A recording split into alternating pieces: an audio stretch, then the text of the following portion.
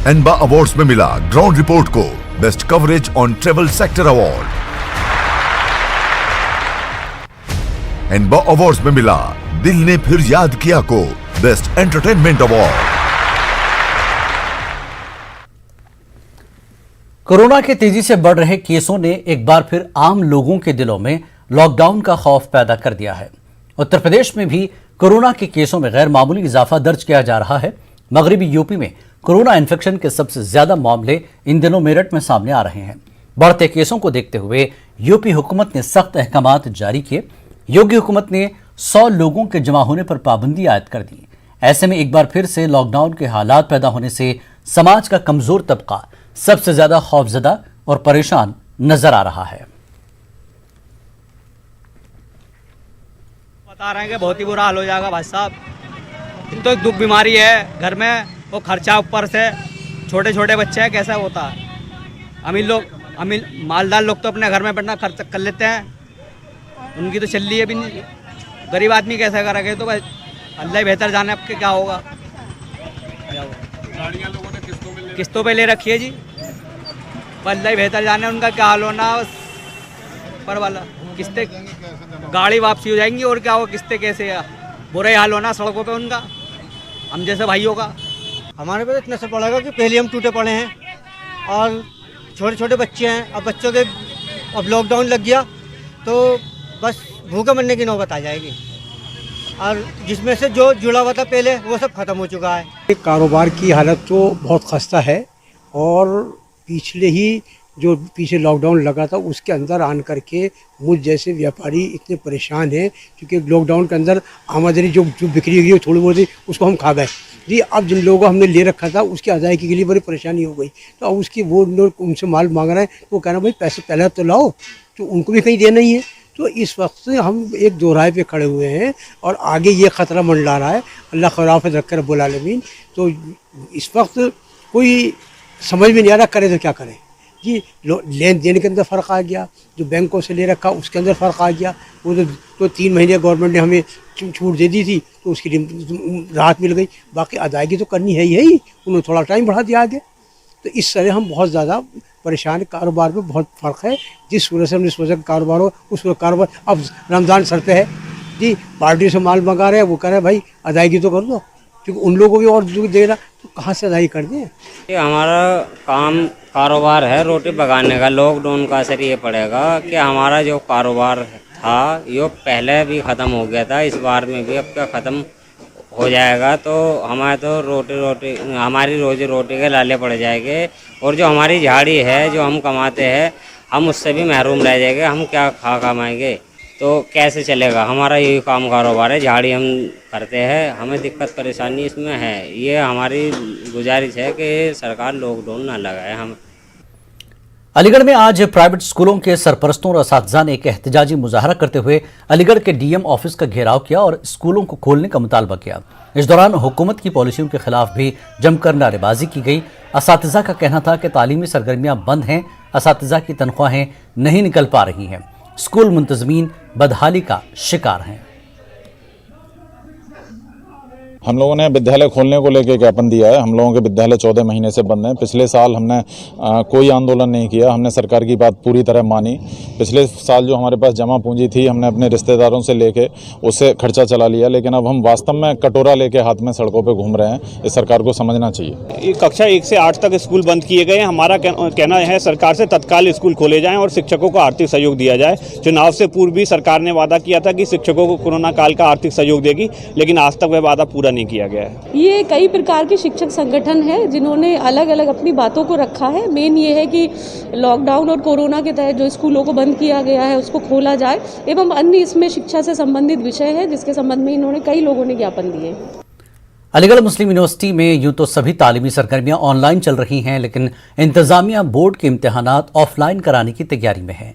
आज 11वीं और 12वीं जमात के तलबा बाबे सैयद पर जमा हुए, जहां उन्होंने इम्तिहानात को ऑनलाइन कराने का मुतालबा करते हुए एहतजाज दर्ज कराया। तलबा का कहना था कि उनकी क्लास के 3 तलबा जो एएमयू के अल्लामा इकबाल हॉल में मुकीम हैं, वो कोरोना पॉजिटिव आ चुके हैं। ऐसे में इम्तिहानात को ऑफलाइन के बजाय ऑनलाइन कराया जाए। तलबा का कहना था कि एएमयू इंतजामिया पहले ही इनके सरपरस्तों से तहरीरी इजाज़त ले चुका है वो अपनी मर्जी से तलबा को हॉस्टल में दाखिल करा रहे हैं। वहीं यूनिवर्सिटी के कंट्रोलर इम्तिहानात प्रोफेसर मुजीबुल्लाह जुबैरी का कहना है कि तलबा ज्यादा ही फिक्रमंद हैं, उन्हें समझा दिया गया है। हम यहाँ पे इसलिए आए, हम एमयू के +2 के स्टूडेंट्स हैं, 12th क्लास के। हमारे बोर्ड्स के पेपर चल रहे हैं, तो हमारे जो अल्लामा इकबाल हॉल है जिसमें हम लोग रहते हैं, उसमें 3 लड़के कोरोना पॉजिटिव आए हैं। तो हमारी ये डिमांड है कि हमारे एग्ज़ाम्स ऑनलाइन लिए जाएं, क्योंकि पर डे इंडिया में 1 लाख केसेस आ रहे हैं, तो हमारी लाइफ का रिस्क है इस वजह से। जो हम अल्लामा में रहते हैं, एक ही साथ डाइनिंग में खाते हैं, जो बच्चे के साथ हमने खाया हो सकता है, हमें पता नहीं कि किनको हो जाए ना हो जाए, उसमें से 2-3 बच्चे ऐसे जिनको कोरोना पॉजिटिव पाया गया, वो हमारे एमयू के JNMC मेडिकल में एडमिट है। और हमारा ये कहना है कि आप जो है कि हमारा जिम्मेदारी लीजिए और ऑफलाइन पेपर करवा दीजिए, और आप जिम्मेदारी नहीं लेंगे तो आप ऑनलाइन पेपर का माह रमजान की आमद है तो शुगर के मरीजों का फिक्रमंद होना लाजमी है। वो किस तरह रोजे रखें और अपनी सेहत का भी ख्याल रखें। ऐसे में अलीगढ़ मुस्लिम यूनिवर्सिटी के Rajiv Gandhi centre for diabetes की जानिब से माहिरीन अमराज के लिए एक वर्कशॉप का इनेकाद किया गया, ताकि डॉक्टर शुगर के मरीजों को सही मशवरे दे सकें। इस वर्कशॉप में बड़ी तादाद में डॉक्टरों ने शिरकत की। इस मौके पर Rajiv Gandhi centre for diabetes के डायरेक्टर डॉक्टर हामिद अशरफ ने बताया कि रमज़ान में शुगर के मरीजों को कई किस्म की परेशानियां रूनुमा होती हैं। अचानक इनमें शुगर कम हो जाती है, जो बहुत ख़तरनाक भी साबित हो सकती है। इसलिए रोज़े शुरू होने से कबल ही वो लोग जो मर्ज में मुब्तला हैं, वो अपने डॉक्टरों से मशवरा ज़रूर करें और रमज़ान के हिसाब से दवाओं की मकदार तय करवाएं। इस मौके पर Asian institute of medical science की मारूफ मौलिज डॉक्टर सारा आलम ने भी रमज़ान में रोज़े रखने वाले शुगर के मरीजों के ताल्लुक से अहम मालूमात फराहम की। रमज़ान बेसिकली एक बहुत इम्पॉर्टेंट महीना होता है मुस्लिम्स अक्रॉस ग्लोब के लिए। तो उसमें जो है डायबिटीज़ वालों को खासकर कई सारी परेशानियां आ सकती है, बिकॉज़ वो जो मेडिकेशंस ले रहे होते हैं उसका जो एक इम्पॉर्टेंट साइड इफ़ेक्ट होता है कि उसमें पेशेंट की शुगर लो हो जाती है, जिसे हम हाइपोग्लाइसीमिया कहते हैं। और ये एक बड़ा क्या कहेंगे ख़तरनाक या threatening type of medical condition है। तो ऐसी सिचुएशन में उनको रोज़े रखने से पहले अपने जो डॉक्टर्स हैं उनसे एक बार मशवरा करना चाहिए, उनसे पूछना चाहिए कि क्योंकि दवाइयों की डोज जो है रमज़ान के हिसाब से एडजस्ट करनी पड़ती है। और रमज़ान में खाने में भी जो ट्रेडिशनल खाना होता है हमारा, जिसमें कि बहुत सारी भुनी हुई चीज़ें होती हैं, बहुत सारी मीठी चीज़ें होती हैं, और एक साथ अफ्तार के टाइम बहुत सारा खाना खाया जाता है। तो इन सब के मुतालिक पहले जो है अपने डॉक्टर्स से, जो आपके हेल्थ केयर प्रोवाइडर्स हैं, उनसे अच्छे से पूछना चाहिए। उसके बाद ही मरीज़ों को रोज़े रखने चाहिए। जो हेल्दी इंडिविजुअल, हेल्दी पर्सन है, वो तो आराम से ये फास्ट रख सकता है, उनके लिए तो कोई प्रॉब्लम नहीं है। और उसके बहुत सारे बेनिफिट्स हैं जो मैंने अपने टॉक में अभी बताए। जैसे कि सिंपल भाषा में ये समझ सकते हैं कि उससे पूरी बॉडी की एक क्लेंजिंग हो जाती है, शुगर लेवल में फ़ायदा मिलता है, जो बैड कोलेस्ट्रॉल है वो कम हो जाता है, जो गुड कोलेस्ट्रॉल है वो इंक्रीज़ होता है। और बाकी जो इन्फ्लेमेटरी मार्कर, जिसे हम अपनी मेडिकल टर्मिनोलॉजी में कहते हैं, जिसे आप ऐसा समझ सकते हैं कि शरीर में जो कुछ ऐसे सब्सटेंसेस होते हैं जो नुकसान पहुंचाते हैं, वो कम हो जाते हैं। तो इस तरीके से अभी पिछले 10 साल के अंदर एक कॉन्सेप्ट भी लोगों में आया है। इवन जो लोग मुस्लिम्स तो एज़ पार्ट ऑफ रिलीजन इस फास्ट को करते हैं, इंटरमिटेंट फास्टिंग करके एक कॉन्सेप्ट आया है, जिसमें हम लोग पुराने जो हमारे एंसेस्टर्स होते थे, उनको हर टाइम खाना नहीं मिलता था, उनको जब खाना मिलता था तब वो खाते थे और वो काफ़ी लंबे समय तक फास्ट रहते थे। मुल्क में कोरोना के केसों में लगातार इजाफा हो रहा है। कहा जा रहा है कि कोरोना की नई लहर पहले वाली लहर से ज़्यादा खतरनाक है, क्योंकि कोविड का ये नया स्ट्रेन पिछले स्ट्रेन से भी ज़्यादा खतरनाक है। नए स्ट्रेन में जो अलामात जाहिर होती हैं, इनमें उंगलियां काली पड़ने लगती हैं। साथ ही इस नए स्ट्रेन में बच्चों को भी नुकसान पहुंच रहा है। इस मामले पर डॉक्टर दीपाली से बात की न्यूज़ 18 ने। इस मौके पर डॉक्टर दीपाली ने बताया कि कोरोना से बचने के लिए टीकाकारी ज़रूरी है, लेकिन लोगों को लगता है कि टीका लगवाने के बाद अब हमको कोरोना नहीं होगा। ऐसा बिल्कुल नहीं है। वैक्सीनेशन के बाद भी आपको कोरोना हो सकता है।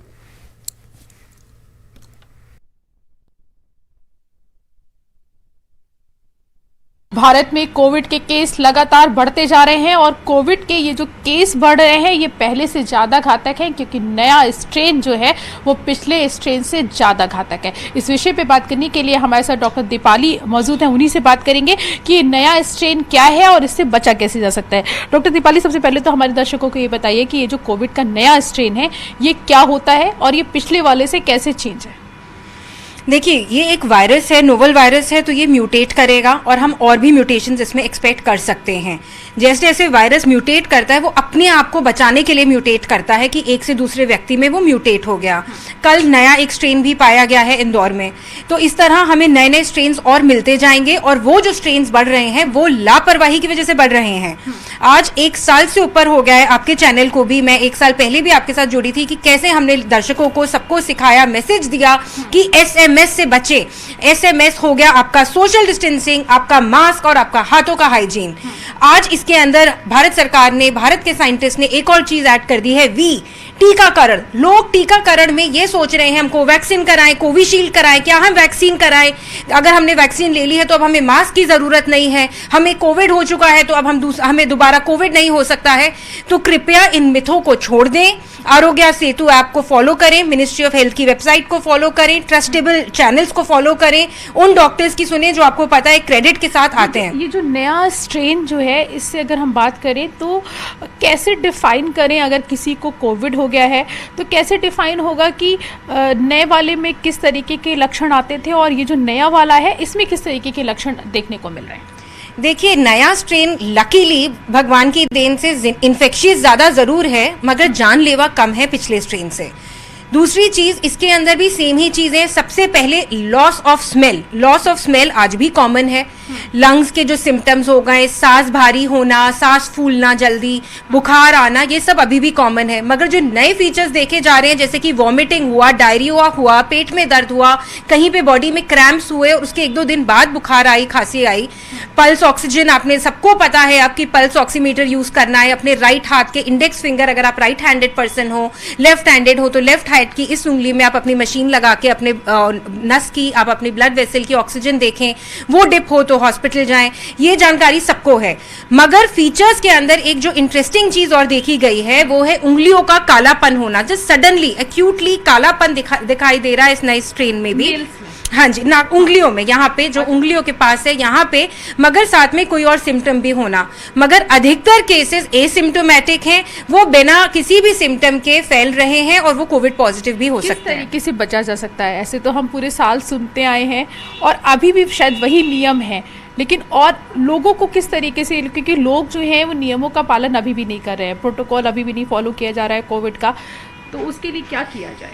देखिए, लोग अगर इस वक्त जनता नहीं जागेगी और जनता जागरूक नहीं होगी और लापरवाह रहेगी, बेफिक्र रहेगी, तो लॉकडाउन जरूर होगा। नया स्ट्रेन जो है वो बच्चों के लिए भी उतना ही घातक है, क्योंकि पुराने में क्या था कि बच्चों को कोविड देखने को कम मिल रहा था, मतलब बच्चों में जो केसेस थे वो कम आ रहे थे। लेकिन क्या नया जो स्ट्रेन है उसमें बच्चों को भी हो रहे हैं?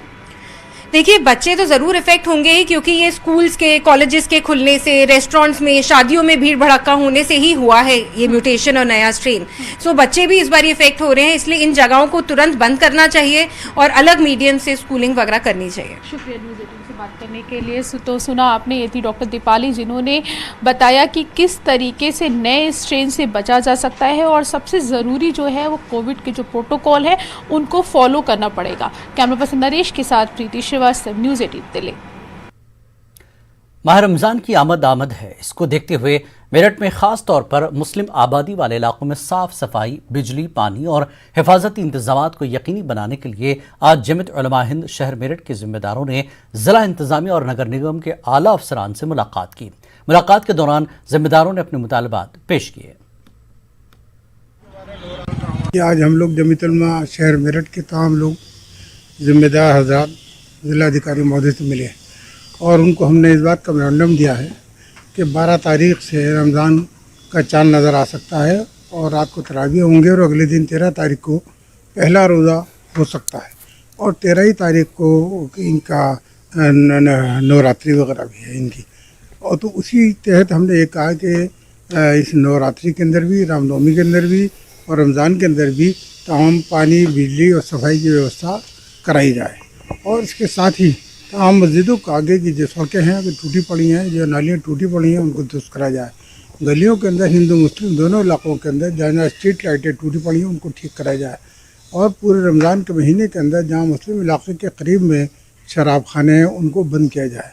और जो भी सिस्टम रहा है, जैसे हमारे यहाँ सायरन का होता है, थानों से सायरन बजते हैं रोज़ा खोलना और बंद में, तो वो करा जाए। ये सब चीज़ हमने रखा है। और रमज़ान के अंदर जो है लाइट बिल्कुल नहीं जानी चाहिए और कोई कट नहीं होना चाहिए। गाजियाबाद में पंचायत चुनाव के पहले मरहले की तैयारियां जारी है। पहले मरहले में 15 अप्रैल को वोट डाले जाएंगे। इसको लेकर अफसरान जराइम पेशों पर कड़ी नजर रख रहे हैं। पुलिस ने नकली शराब बनाने वाली फैक्ट्री का पर्दाफाश किया है। पुलिस ने इस मामले में 2 अफराद को गिरफ्तार किया। उनके कब्जे से भारी मकदार में शराब बरामद हुई। जैसा कि आप सब लोग को पता है कि कल भी एक शराब फैक्ट्री थाना मसूरी क्षेत्र में पकड़ी गई थी।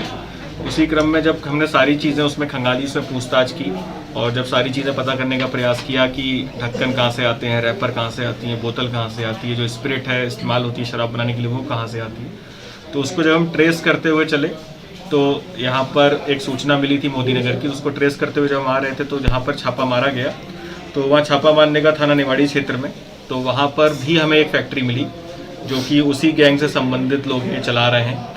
तो दोनों ही गैंग अलग अलग जगह पर फैक्ट्री चला रहे थे। हालांकि एक ही तरह से काम करते हैं, एक साथ काम कर रहे हैं, लेकिन अलग अलग जगह कर रहे थे। तो इसमें काफ़ी अच्छी रिकवरी यहाँ से भी हुई है जैसी वहाँ से हुई थी। तो इसमें यहाँ से लगभग 150 कैन के आसपास हमको स्पिरिट जो होता है वो मिला है, लगभग 750 लीटर के आसपास। इसके अलावा अधबने पौए वो भी मिले हैं और अपमिश्रित शराब के जो कैन वगैरह थे। वज़ीर आज़म नरेंद्र मोदी का आत्मनिर्भरता का ऐलान मुल्क की मईशत के एक अहम मोड़ पर आया। नेटवर्क 18 की पहल और ITC के जरिए पेश करदा इस खास पेशकश स्वाभिमान भारत में हम आपके लिए मुल्क भर से ऐसी कहानियां लाते हैं जो खुद कफील होने की बेहतरीन मिसाल है। ये कहानियां हैं ऐसे टेक पायनियर्स की जिन्होंने भारत के डिफेंस फोर्स में अहम खिदमत अंजाम दी।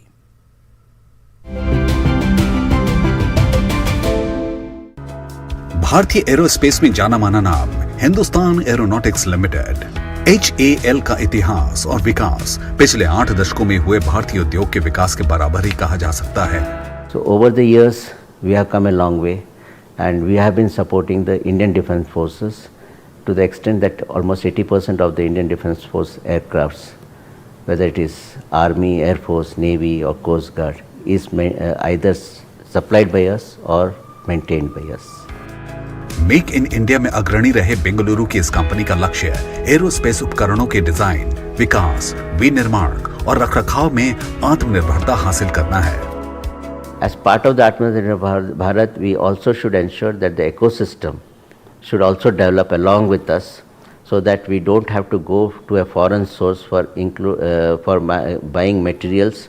भारत सरकार ने HAL के साथ भारतीय वायुसेना के लिए स्वदेशी रूप से विकसित 83 लाइट कॉम्बैट एयरक्राफ्ट तेजस की खरीद के लिए 48,000 करोड़ रुपए के एक समझौते को मंजूरी दी है।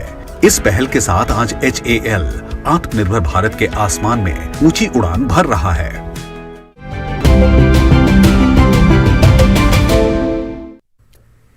HAL की पूरी कहानी जानने के लिए देखिए हमारी खास पेशकश स्वाभिमान भारत। वक्त एक ब्रेक के बाद फिर लौटेंगे। ब्रेक के बाद रुख करेंगे बिहार की खबरों का। नजर हेडलाइंस पर। बिहार के कई अजला में जलजले के हल्के झटके। पटना, किशनगंज, बेगूसराय, अररिया, सुपौल, सहरसा, मधेपुरा, कटिहार में महसूस किए गए झटके। जानी व माली नुकसान की नहीं है कोई इत्तला।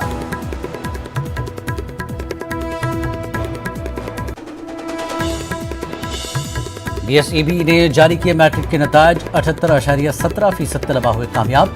4 लाख से ज्यादा तलबा फर्स्ट डिवीजन से पास। गुज़श्ता साल के मुकाबले कामयाबी का फीसद रहा कम। मैट्रिक के इम्तिहान में पहले नंबर पर रहे 3 तलबा। पूजा, शोभदर्शनी और संदीप बने टॉपर। तीनों ने हासिल किए 484 नंबर।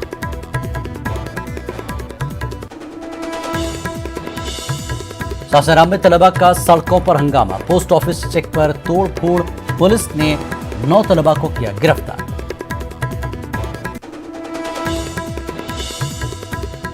न्यूज़ 18 की मुहिम लाई रंग। उल्फा की कैद से रिहा हुए इंजीनियर राम कुमार। 21 दिसंबर को शिद्दत पसंद तंजीमों ने किया था अगवा।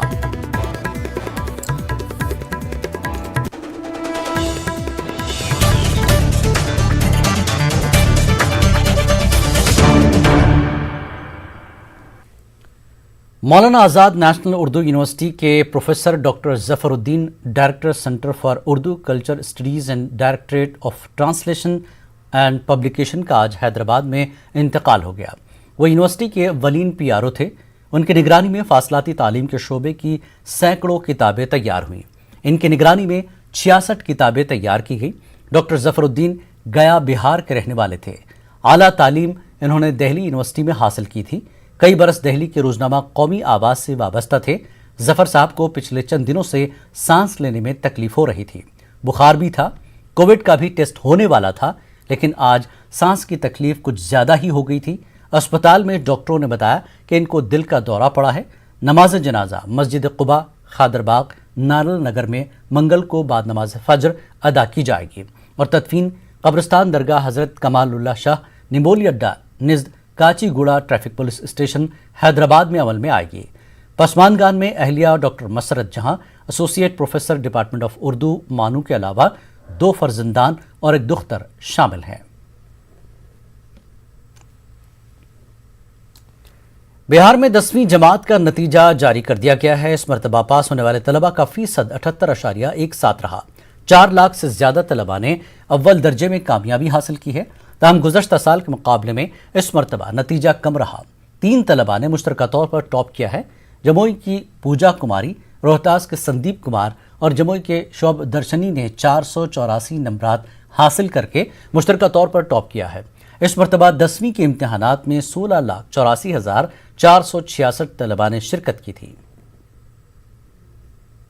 जो इस बार के नतीजे की सबसे बड़ी विशेषता है कि विद्यार्थियों में ऊंचा स्थान पाने की जबरदस्त प्रतिस्पर्धा आपको देखने की मिलेगी। और ये इसी एक बात से आप समझ जाइएगा कि ऊपर के जो 10 अंक हैं 484 से शुरू होके 475-76 तक, इस बीच में 101 परीक्षार्थी, मतलब एवरेज 1 पॉइंट पर 10 पढ़ते। हालांकि पहले पोजीशन पे 3 है, जो 3 जिसमें 2 लड़कियां हैं, 1 लड़का है, ये तीनों ज्वाइंट टॉपर है।